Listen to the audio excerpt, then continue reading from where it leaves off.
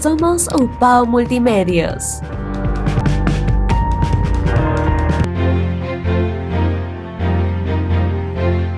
Muy bien, amigos, estamos de regreso. Efectivamente, como lo había mencionado Raxo, estamos iniciando una nueva temporada radial desde un enfoque jurídico aquí en Radio Estación UPAO.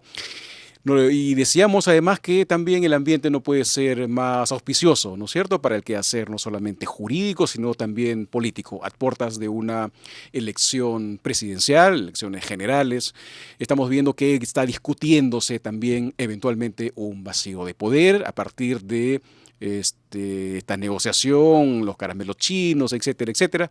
Pero en todo caso, saludamos que estos temas desde un enfoque técnico y académico se puedan abordar en programas como estos.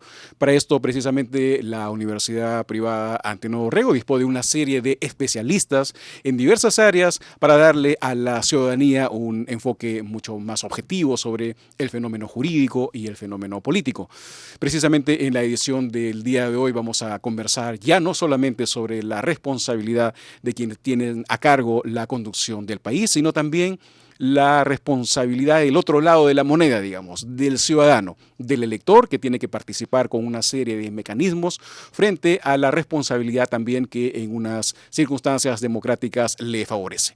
Para ello hemos convocado al doctor Sergio Antay Zaplana, reconocido hombre de leyes, docente universitario de esta casa de estudios, y decíamos también que tiene una autoridad fáctica muy particular porque ha trabajado muchos años en el Congreso de la República y es evidentemente un testigo, ¿no es cierto?, de todo este nuevo cambio, proceso electoral que tenemos de aquí para adelante con un nuevo tipo de parlamento, ¿no es cierto? Nos referimos a la bicameralidad. Vamos a empezar saludándolo, desde luego, y porque es nuestro primer invitado en esta nueva temporada y nosotros, desde luego, siempre con mucha cortesía y educación, lo saludamos al doctor Sergio Antay. ¿Cómo está, doctor? Bienvenido.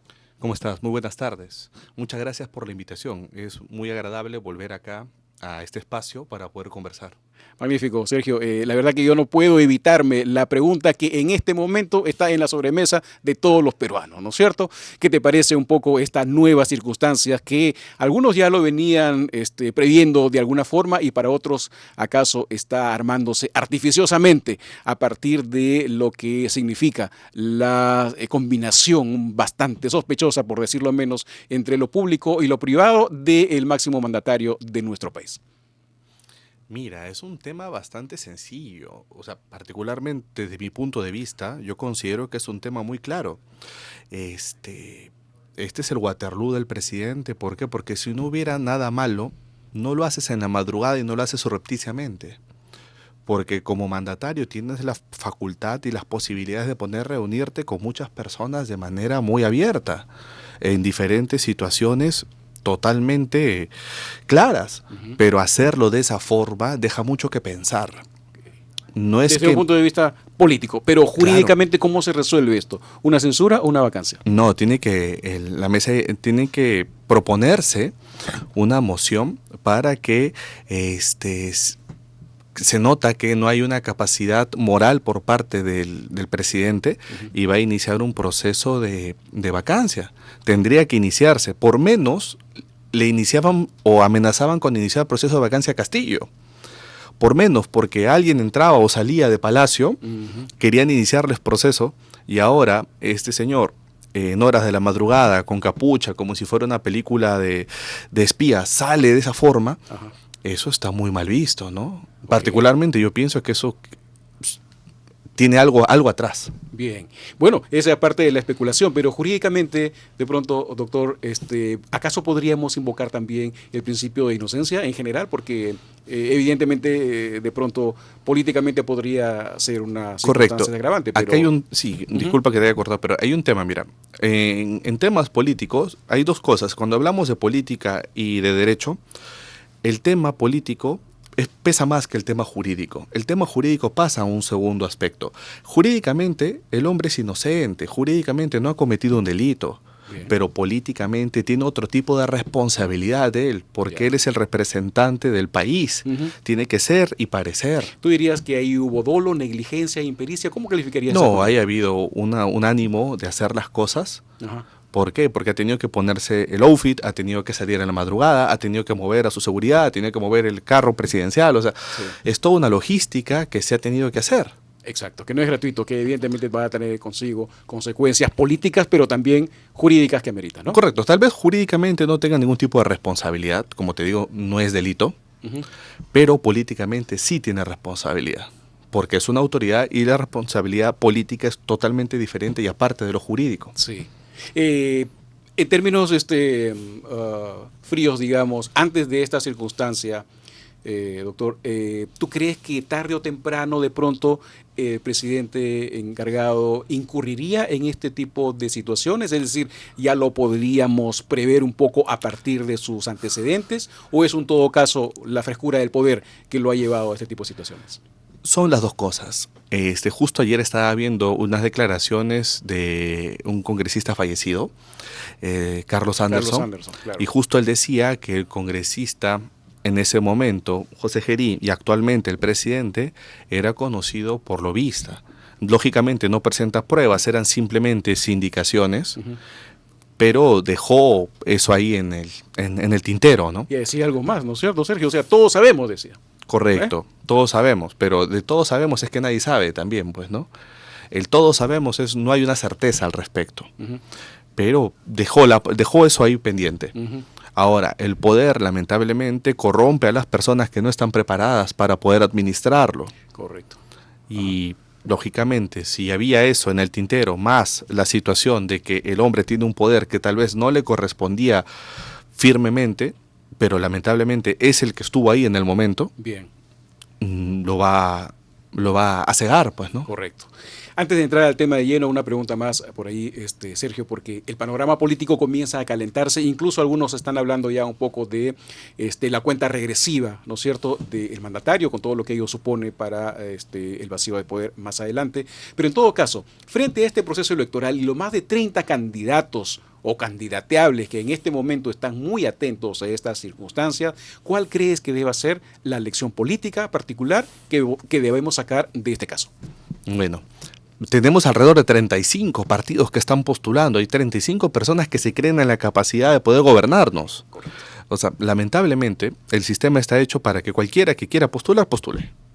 Lógicamente, si es como justo converso con mis alumnos, y yo les digo, cuando tú vas a almorzar y vas a un menú, tú lamentablemente tienes que comer lo que ese menú te ofrece. Y ese es el menú, vendría a ser la oferta de los partidos políticos.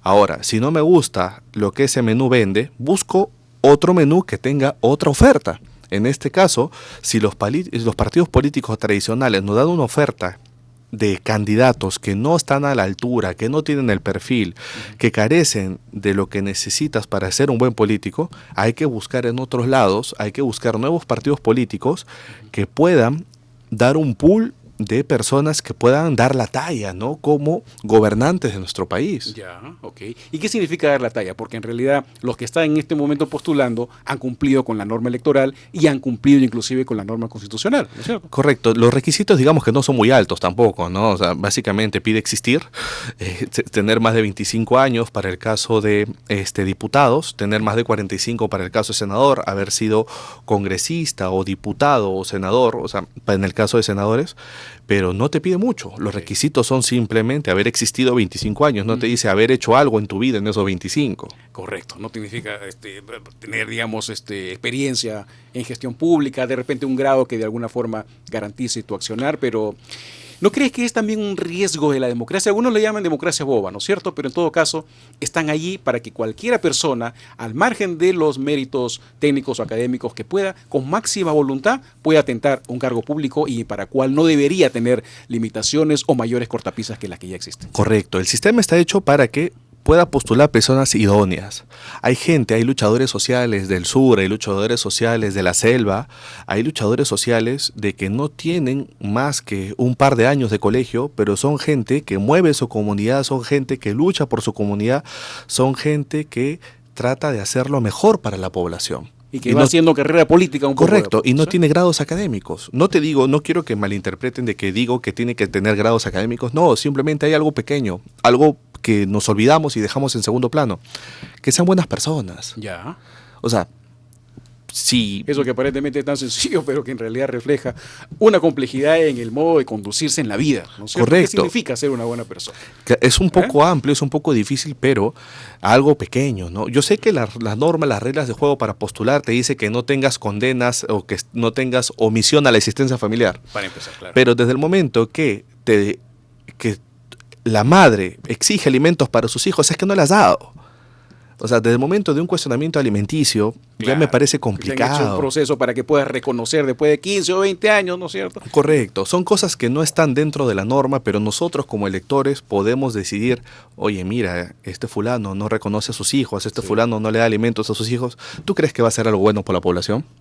No, por supuesto. O ese fulano le han dado la posibilidad de hacer esta situación para que pueda guiar a su población y no ha hecho nada, ¿tú crees que va a poder hacer algo en otro cargo si ya le dimos la oportunidad y no dio la talla? Sí, interesante, ¿no es cierto? Creo, Sergio, que a partir de lo que tenemos ya en materia de reforma electoral, todavía es un tema pendiente en el Perú. Claro, pero recuerda que el Perú es muy, muy variado y no podemos poner límites. Tiene que estar la fórmula abierta para que el sistema permita que cualquier persona pueda postular. Qué interesante. Pero vemos por el espejo retrovisor y vamos a ver quiénes han postulado y quiénes han llegado al máximo cargo, cómo han terminado en nuestro país, cuántos están en la cárcel, etcétera. ¿Qué antecedentes podemos tener? De pronto para un jovencito, Sergio, esto puede ser una cosa muy compleja, ¿no es cierto? Y puede ser especialmente desmotivadora. Mira, puede ser desmotivadora, pero para quien no revisa. A ver, el sistema está hecho, de nuevo repito, todas las postulaciones están publicadas en la página del jurado. Todo el jurado lo tiene mapeado. Tiene quién es, dónde vive, cuánto gana, qué tiene, qué no tiene, cuántas deudas tiene, quiénes son sus papás, qué tienen sus papás, qué tiene su esposa, su esposo. Todo está mapeado en la página del jurado. Correcto. Qué procesos tiene, cómo están, si han sido archivados, están pendientes, primera instancia. Todo está en la página del jurado. Los jóvenes, que son los que manejan muy bien la tecnología, pueden entrar y revisar su candidato y ver todos los cuestionamientos que tiene y ha tenido a lo largo de su existencia. Bueno, también los que haya puesto, porque hay varios que no han puesto ahí, Correcto, que se han zurrado en la pero norma si y no han lo puesto. pones, ¿cuál es el castigo por no ponerlo? Sacarte de carrera. Eso debería ser. Yo creo que en realidad estoy de acuerdo en que el jurado, especialmente con esta miscelánea de candidatos, debería tener ahí una guillotina muy afilada para aquellos que no han cumplido la norma más elemental, donde ves que de pronto ya no hay negligencia administrativa, sino un dolo. Debería Correcto. salir de correcto. Eso no es negligencia. Negligencia es que se te pase un apellido. Eso puede ser un error de tipeo. Ajá. Pero que se te pase justo una condena, que se te pase justo un proceso penal, todos sabemos cuántos. No creo que tengas más de 100 procesos para que se te olvide, ¿no? Pero por supuesto. ¿No es cierto? Ahora. Ya ese es un poco cabildear ahí con... Correcto. Y hay responsabilidad. Ujú. El sistema ha rechazado de plano, ha declarado improcedente alrededor de 300 postulantes al Senado, por cosas simples. Mire, hay un candidato bastante reconocido acá en La Libertad que estaba postulando y carecía del primer requisito, que es ser nacionalidad peruano. Ok. Ok, se nos olvidó que no era peruano. Carambas, pequeño detalle, ¿no? Pequeño detalle. Pequeñísimo. No, eso no puede ser. Por alguna razón... O sea, ¿cómo se le va a pasar al asesor jurídico? ¿Cómo se le va a pasar al pool de profesionales que trabajan ahí? Es absurdo. Claro. O sea, pequeño detalle, me olvidé. O así, me olvidé que está condenado. Me olvidé. No, ahí voy a la cabeza del personero para empezar. ¿no es cierto? Correcto, porque no es una sola persona que postula, no es un grupo de improvisados, es un grupo de personas que todos tienen sueldos elevados. Claro. Y más aún cuando le das el número 1 o el número 2. Claro, y más aún cuando esa persona es la que piensas que va a querer gobernar nuestro país. Sí. Ya ves que el pool de personas que están atrás de él no tienen la talla. O sea, si dices que es error, Claro. está mal el equipo. Pero si dices que no es error, hay una intención surrepticia, pues. Claro, ¿no? Ahora, ya que has mencionado el término responsabilidad, Sergio, un poco acudiendo a tus profundos conocimientos dogmáticos en materia constitucional, sabemos que las normas, ¿no es cierto?, están hechas precisamente, o fueron hechas desde un primer momento para limitar el poder. ¿No es Correcto. cierto? Para evitar un abuso excesivo del poder. Pero ¿cuándo es que, Sergio, se habla ya de la responsabilidad tremenda que tiene el elector? ¿No es cierto? Que no es poca, que es finalmente la que pone a un gobernante, en términos ideales y democráticos, digamos. ¿Desde cuándo se está hablando un poco sobre esta cuestión? La responsabilidad viene desde el momento que los partidos políticos tradicionales nos ofrecen un bagaje de candidatos que no dan la altura, no dan la talla. Si nos ofrecen pura menudencia, por decirlo así, yo decido si quiero comer eso o que quiero comer lomo fino. Si veo que ese restaurante no me da el plato que yo quiero, buscaré un restaurante que me dé lo que realmente quiero comer, pues, ¿no? Okay. No voy a consumir lo que me ofrecen, tengo que buscar y encontrar un lugar que me dé lo que realmente busco yo como profesional, o lo que yo busco como una futura autoridad, alguien que yo sienta que me representa en valores, que me representa en idiosincrasia, que me represente en creencias, que me represente en actitud, todo eso. Bien. Ahora, decíamos también en el bloque anterior, Sergio, con Raxo, que a veces uno cree que la responsabilidad del elector empieza y termina cada 3 o cada 5 años, y eso no es cierto. Y la norma ha dispuesto efectivamente que haya un conjunto de mecanismos que el ciudadano común pueda ejercerlos a través del derecho. Correcto, o sea, nosotros hacemos política desde el momento que conversamos en la mesa con nuestros hijos. A nosotros le explicamos a nuestros hijos qué está bien, qué está mal, y nosotros hacemos política desde el momento que escogemos, porque después nos quejamos de la pista, nos quejamos de la inseguridad, nos quejamos de la falta de oportunidades, y todo es el reflejo de los gobernantes que hemos escogido. O sea, al final disfrutamos lo que nosotros estamos eligiendo. Como yo digo siempre a mis alumnos, estos señores no se han ganado una rifa. Ellos han postulado y democráticamente han sido elegidos por la mayoría de nosotros.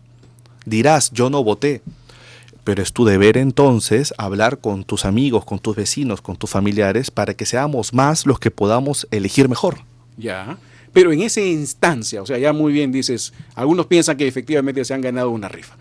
Si esto es así, si hay una desaprensión, ¿no es cierto? Por ejemplo, en el caso del parlamentario con sus electores, si hay una falsa representación, si viene solamente a celebrar su cumpleaños, etcétera. ¿Qué puede hacer ahí el ciudadano común? O sea, ¿qué mecanismos tiene para no esperar, digamos, los próximos 4 o 5 años para renovar esa elección? Para empezar, ver la actitud, pues, ¿no? Si ves que es una actitud que no es correcta, conforme a lo que te ofrecieron, ya no apoyar a esos partidos, ya no apoyar a ese candidato y demostrar abiertamente que estamos en contra de la gestión que está realizando, porque va en contra de los intereses de nosotros, la población. Hay un tema, el político está con la población mientras está en campaña. Yo he visto campañas, ya no te voy a decir de qué partidos, yo he estado en campañas. El día que ganó el congresista el Acurul, el teléfono que tenía para campaña, lo apagó, lo botó. Aló, congresista, perdón, habla la secretaria de la No, lo votó el teléfono de campaña y se sacó otro número ese mismo día. Imagínate. Solo utilizan a la población para las elecciones y después te olvidas que existen. ¿Tú entonces serías partidario, Sergio, de que haya una renovación como tienen otros países a medio tiempo? Digamos, cada 2 años y medio, cada 3 años. No podría, porque atentas contra el orden constitucional, atentas contra el gobierno, atentas contra el desarrollo de los programas del Estado que son a largo plazo. No puedes hacer eso. El sistema está hecho para que no puedas hacer eso. Ese para el caso del Ejecutivo, pero estábamos hablando del caso del Congreso. Deberíamos aumentar la posibilidad de causales de vacancia, ¿no? De congresistas, por lo menos. Porque todo congresista tiene accesitarios. Y hemos visto, en este Congreso hemos visto que, sin ir muy lejos, Gerí es accesitario. Exactamente. Gerí no hubiera existido si la candidatura de Vizcarra no se hubiera caído. O sea, Gerí era el segundo después de Vizcarra. Claro. Gerí es el accesitario. Y así tenemos varios congresistas que han entrado porque ha fallecido o porque ha sido retirado del Congreso, alguno que otro. Sí. Deberíamos fomentar más el tema de que tengan claro de que trabajan para el pueblo. Bien. Que no son unos ciudadanos de élite, como se creen cuando estás ahí, simplemente que se deben para la población y que la población pudiera hacer procesos para poder vacarlos y poder poner una persona que tal vez haga mejor el trabajo.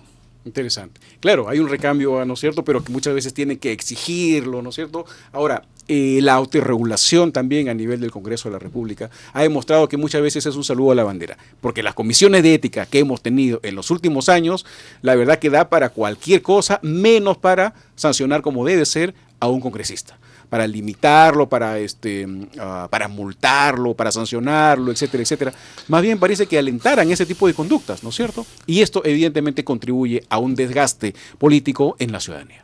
Sí, yo he visto situaciones en ética, incluso he tenido procesos en ética de varios congresistas y hay situaciones que no ameritaban ir a ética, pero por temas políticos los mandaban a ética. Y había situaciones flagrantes Ajá. que ameritaban ir a ética y a ir a una suspensión y no pasaban a ética. Ya, no pasaba nada. Lamentablemente, ética es un ente político, no es un ente jurídico. Ya les expliqué, cuando entra lo político a tallar, lo jurídico pasa a un segundo plano. Así que si hablamos de ética, ética es netamente político. Okay. Pero en todo caso, ¿tú crees que debería tener un poco mayores cuestiones coercitivas? Como un poco para ejemplarizar en todo caso una conducta. Deberíamos tener mejores congresistas para que sí tengan ética, pues no al momento de poder sancionar o de poder exculpar a alguien, ¿no? Si tuviéramos gente decente, damas y caballeros, ¿tú crees que el partido le va a ordenar sanciona a esta persona porque no es de mi agrado? ¿Va a hacer caso? Claro. No, porque va a decir, discúlpame, yo soy autónomo, yo puedo hacer lo que mejor crea en base a mis valores y a mis convicciones. Ajá. Okay. Pero lamentablemente carecemos, sí tenemos ya, hay congresistas de esos, Ya. pero los puedo contar con los dedos de mis dos manos. Son pocos, existen, pero la mayoría son más... Más para los negocios chinos. ¿Qué pasa? Ahora, ya que has mencionado tú, porque eso también vemos en nuestra realidad nacional, Sergio, que el partido político que finalmente lleva al congresista se desentiende. O el congresista, en todo caso, pasa a otro partido político, pero en todo caso nos revela que hay una fractura. ¿No es cierto? Se supone que un programa político de un partido está hecho para desplegarse en los próximos 5 o 10 años. Pero si tú tienes ahí tus alfiles que se van de un momento a otro, ¿no es cierto? Que no cumplen con el programa y que por el contrario a veces renuncian de la noche a la mañana, entonces evidentemente estamos hablando de un fraccionamiento en los planes políticos, ¿no es cierto? Es que hay un tema. Normalmente los partidos políticos han sido históricamente trascendentales en nuestra historia. ¿Por qué? Porque tú nacías, hacías tu juventud en ese partido, tu adultez en ese partido, morías con ese partido. Ahora tú quieres postular, quieres participar activamente en un partido, no te dejan. Tienes que ser del grupo de la gente que está en el mando del partido. Y eso lo ves con las internas de los partidos. El pueblo quiere que postule A, pero los dueños del partido quieren que postule B. De ahí partes el partido en dos. O tiene que esperar que se muera, porque si está viejito todavía puede, hermano. Correcto. No, si te das cuenta, en los partidos tradicionales no hay una renovación de clase política, no hay políticos jóvenes. ¿Tú crees que no hay políticos que tengan la talla, que tengan las ganas? Juventud hay. Lamentablemente, los partidos tradicionales no le están dando la oportunidad a la juventud. Ya. Yo te digo porque yo he participado activamente en política en mi juventud. Y lo frustras. Porque ahí después de 2 o 3 años que el muchacho está ahí, pues también no me deja, pues también puede hacer otra cosa. Correcto. Y ves que siempre postula el mismo. Y si no es él, es su hermano, su primo, su cuñado, su amigo, su perrito, su familia. Exacto. O sea, siempre es los mismos. Y tú vas por ahí, pero yo sé que me van a dar, por muy arrastre que tenga, el cuarto para arriba. Correcto, por eso es que es complicado. Es mejor votar por nuevos partidos, nuevas opciones que le den la oportunidad a caras nuevas que quieran hacerse una reputación en la política. ¿Qué hago escogiendo los mismos dinosaurios si tengo la opción tal vez de elegir gente joven que quiere demostrar su valía para que lo sigas escogiendo? Hay gente que quiere la oportunidad y la va a hacer, va a romperla políticamente hablando porque tiene la necesidad de hacer carrera. Claro, ¿no es cierto? Y debería tener todos los instrumentos a su alcance, políticos y jurídicos. El sistema está hecho para quien entre, todo camine bien. Pero hay que darle la oportunidad, pues no a las personas, a los que quieren postular, hay que darles la mano y darle la oportunidad a ver que dé la talla, pues, ¿no? Ya, está muy bueno, ¿eh? La verdad que estamos sacando ahí unas lecciones muy interesantes en esta conversación con el doctor Sergio Antay Zaplana, docente de la Facultad de Derecho de la Universidad Privada Antenor Dorrego, en este tema que tiene que ver con la responsabilidad, ya no necesariamente de los directores de orquesta, sino de los electores, que tienen un poder de pronto que si uno los junta y los ve en perspectiva, pues puede ser muy poderoso para los efectos democráticos. Algunas lecciones decía, como por ejemplo, ser una buena persona para estar y mantenerse en la política. El político no se ha sacado una rifa, ¿no es cierto? No tiene todo el balotaje, ¿ok? Y en tercer lugar, lo que nos decía, apostar en pronto por los candidatos y los partidos nuevos. Se trata de darles una oportunidad. Textualmente ha dicho, espero que no se arrepienta el doctor, ya no más dinosaurios, ¿ok?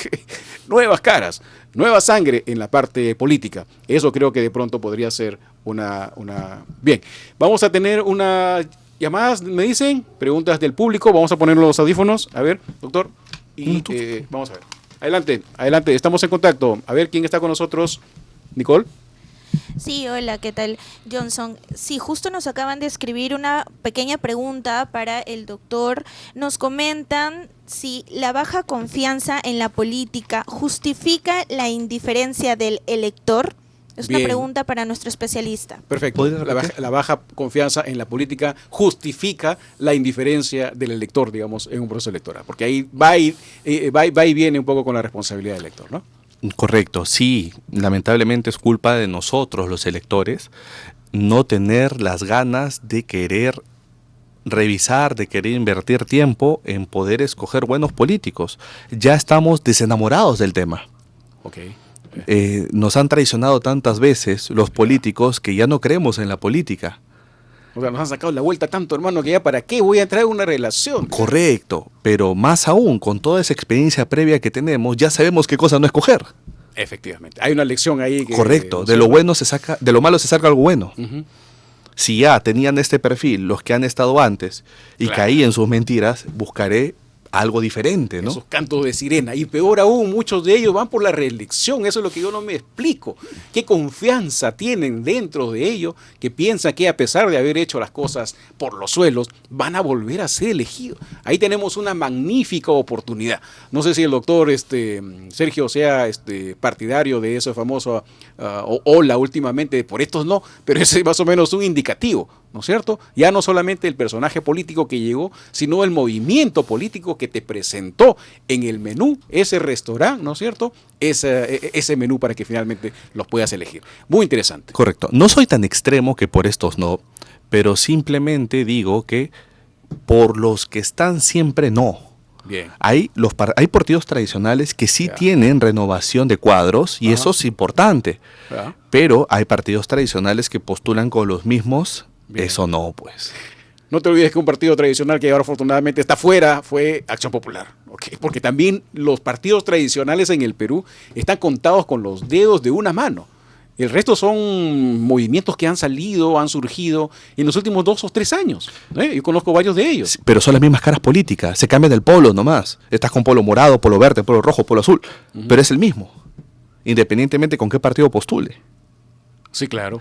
Por eso hay que buscar caras nuevas independientemente del partido que lo acoja. Ok, muy bien. Otro factor entonces a tener en cuenta. Ahora, si hablamos de partidos, digamos, ya que has mencionado, Sergio, un poco tradicionales, hay que rescatar uno de los elementos que siempre, por lo menos hasta el siglo pasado, identificaba a un partido. No sé si hasta ahora, porque ahora cada vez las fronteras son más borrosas, pero en todo caso había siempre una división, de izquierda, de derecha, ni chicha de limonada, decían del centro. Ahora hay últimamente centro derecha, centro izquierda, más a la derecha que a la derecha, etcétera. Toda una paleta. Pero en todo caso, ¿cuánto crees que debería ser relevante también, Sergio, ese tema para identificar a un partido que nos pueda representar efectivamente la orientación político-ideológica, digamos? Ya, yo he trabajado con la izquierda muchos años y con la derecha muchos años, igual de años para cada uno. Los dos tienen puntos buenos y los dos tienen puntos malos. O sea, no hay una situación, no hay una fórmula ideal. Uh-huh.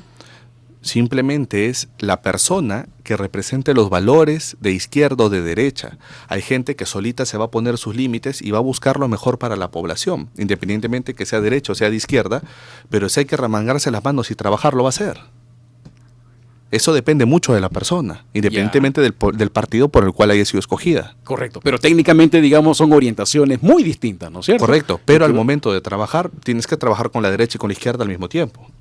Tienes que hacer consensos con ambos para poder sacar el trabajo adelante.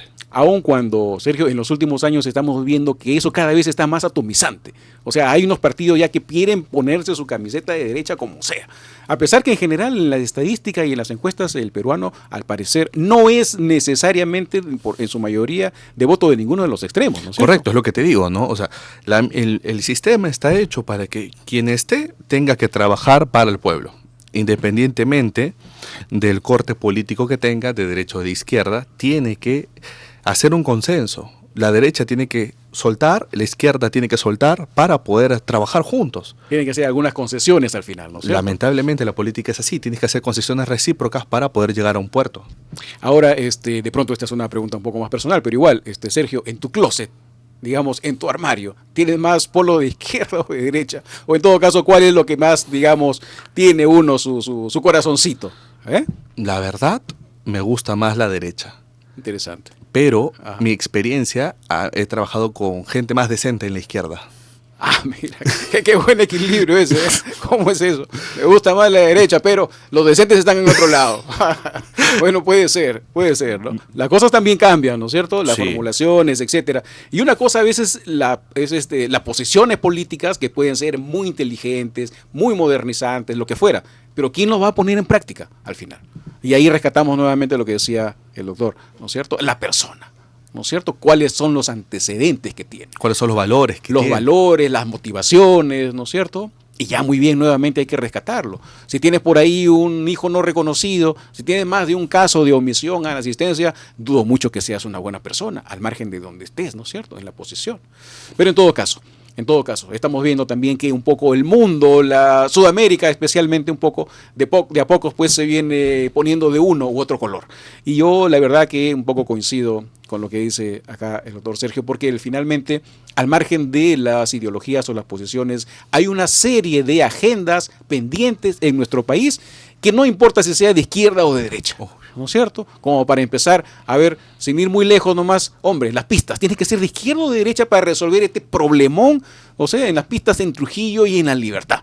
No hay que ser muy inteligente para eso, ¿no es cierto? No hay que ni siquiera hacer concesiones allí. Hay que salir un poco de ese hoyo y de ese problema para seguir para adelante. Pero mientras tengamos ese tipo de manifestaciones, no nos podemos enclaustrar en que soy de izquierda o soy de derecha, o mi polo rojo, o mi polo blanco, en fin.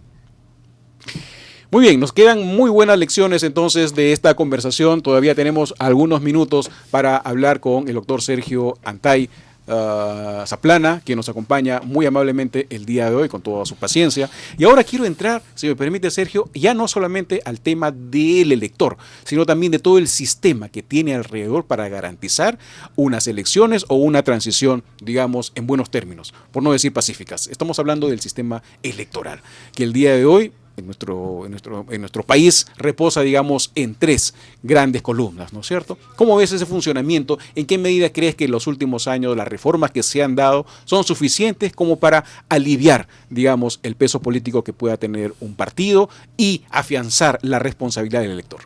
Correcto. Mira, la verdad es un trabajo complicado, es un trabajo difícil el que tiene el jurado. Ya lo que tiene y lo que ha implementado es bastante. Con que haga bien lo que ya tiene hasta el momento es bastante. Implementarle más temas sería que lo que está haciendo y lo que está implementando de a poco no lo haga bien. Por ejemplo, el voto electrónico, ya deberíamos tener, creo yo, más esa No se modernidad. aplica a nuestra realidad. Hay lugares del país donde no hay comunicación, donde no hay internet, a lo mucho hay radio. Yo te digo porque en pandemia yo veía el tema, asesoraba ciertas circunstancias y la gente decía la virtualidad. Pero no te ponías a pensar que en pandemia había lugares donde no había virtualidad porque las clases eran por radio. Okay. Ha habido clases de niños que escuchaban su clase por radio. ¿Tú sabías eso que había pasado en pandemia? Sí, claro, era impracticable entonces ahí tener más... Correcto, no podemos aplicar voto electrónico porque nuestro país es tan grande, tan diverso, que no vamos a tener la facilidad de poder implementarlo. Por ahora, ¿tú crees que en la próxima elección ya? No, en la próxima No menos. sé, depende si sea de izquierda o de derecha. ¿eh? No. Vamos a ver, tenemos hoy una nueva pregunta, nos dice Nicole. Adelante, Nicole, con la pregunta. Muy bien, tenemos otra preguntita y es algo interesante porque parece que esto ocurrió también en nuestro país. Y bueno, dice así, ¿es válido votar por el mal menor o eso perpetúa en los mismos problemas? Ok, el mal menor, es el tema que estábamos un poco evitando, pero que ya era el momento de que se instale en este debate. A ver. No, es lo mismo, o sea, es como que vas a volver con tu ex porque ya no te va a pegar, pero si ya te pegó, pues. Se te pegó una Digamos vez. que hay límites que se rompen y no puedes volver atrás. Tienes que seguir para adelante, simplemente. E intentarlo nuevamente. Si te va bien, genial. Y si no te va bien, habrá otra oportunidad más adelante. No el mal menor, el bien mejor en todo caso. Correcto. O sea, ver la forma positiva. Ya, correcto, cometí un error, me equivoqué. Voto nuevamente por otra oportunidad de otra persona que tal vez de la talla, ¿no? Bien. No es el mal menor, siempre hay opciones. Magnífico. Estamos viendo, estimados amigos, que hay una enorme responsabilidad, ¿ok? Que no es un tema menor en realidad, de los electores. Y que hay un poder detrás de esa responsabilidad, como diría de pronto Spider-Man, pero hay que saber ejercerlo, ¿no es cierto? Hay que tener primero el compromiso y segundo la voluntad de participar, porque de pronto para muchos es lo más fácil, ¿no es cierto? No voy a ese día a votar, me prefiero pagar la multa. Algunos que pueden se van de pronto fuera del país o al fin de semana se le dedican a una tranca, etcétera. Pero las circunstancias en el Perú implican también no solamente responsabilidad, sino otra palabra maravillosa que es empatía.